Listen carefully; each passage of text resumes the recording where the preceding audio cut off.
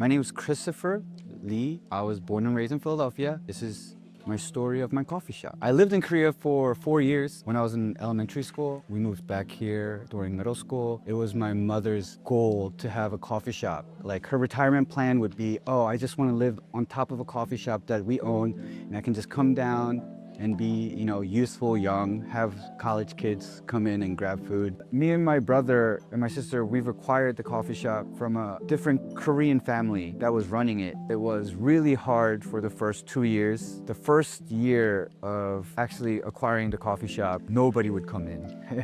And then I would remember making only $100, $150, $300 a day. And then if I made $500, I was like, thank God, I made something. But we just kept on going. Me and my brother and my sister sat down and we really thought to ourselves, we're like, how can we be different? If we're selling the same thing as other coffee shops, we're only just another coffee shop. So when we started to create our menu, our drinks, our food, we were trying to be as creative as possible. And that's what my mom's old cooking came in. And we're like, hey, why don't we do what our mom used to make us for lunch, and then use that as a basis of our menu and just be different from anybody else.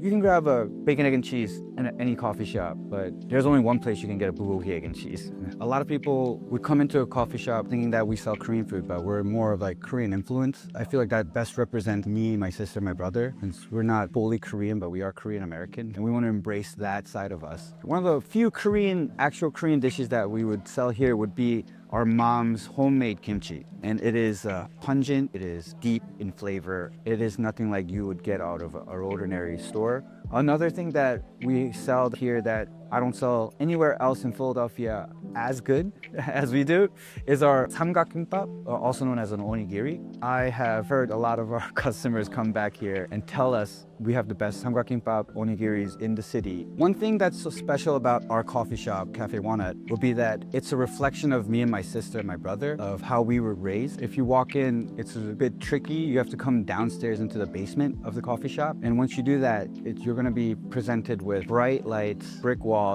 cold blue coloring around the walls, which represents the city urban life that we have here in Philadelphia. And we have a second floor, which is our sit down hangout area. We had our aunt who lived up in New Hampshire our whole lives. So during our summer vacation and our winter vacation, we would just be there for 3 months, a month. In New Hampshire, all we see is green, luscious life, wildlife and everything like that up there. But as soon as we move down here to go to school, it's all just cold brick walls, hustle and bustle. Anybody can make a coffee shop, have a coffee shop. But when you make a coffee shop, the number one thing in my mind is what you have to consider is what kind of community do you want to build? While being a Korean American coffee shop, we really embrace arts and culture that Philadelphia has to offer. And we really try to implement culture creatives come here and really enjoy their side and relax here. We had a bunch of shows actually upstairs,